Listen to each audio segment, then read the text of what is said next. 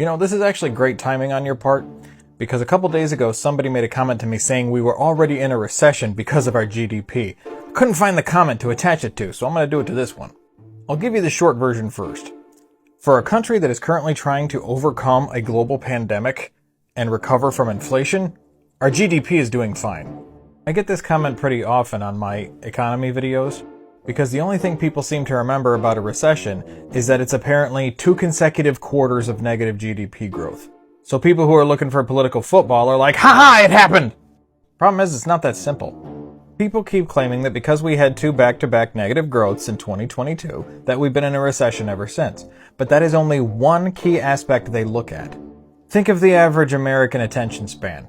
Think of how much they can remember. If you tell them anything is a multi-step process or requires several different characteristics, they're only going to remember 1 or 2. That's the one they've chosen to remember. But it is not the sole factor in determining if there's a recession. Because even though it happened here by a very small margin for 2 quarters, it hasn't been negative since. And from the different economy websites I can find on this, they all pretty much agree on the same thing. They have addressed the fact that people are like, oh, 2 back-to-back quarters of negative growth, and they're like, hold on a second. They say that according to most indicators, the US did not slip into a recession in 2022. They literally point out that people know that the 2 quarters of declining GDP is the rule of thumb, but it doesn't define a recession. Much like an animal having stripes doesn't necessarily mean it's a tiger. There's a lot of stuff that goes into this, and it's really friggin' complicated. I mean, they have endless graphs and things that they compare it to. But they have to look at multiple indicators, including things like employment, income, and consumer sales fueling the economy.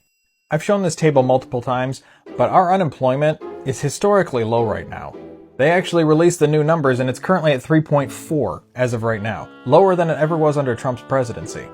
Yet the crazy MAGA people want to give Trump a whole bunch of credit for a 4% range unemployment during his presidency, but they don't want to give Biden any credit for the 3.5 right now.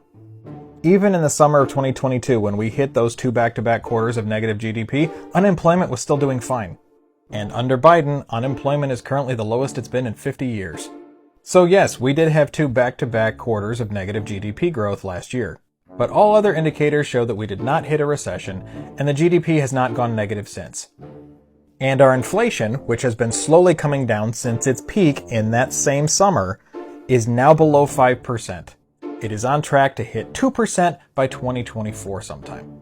All of these things are on track, but the Republicans want to make it seem as if we are dying in a fire, because they don't have any policies to run on. They need to resort to fear as usual.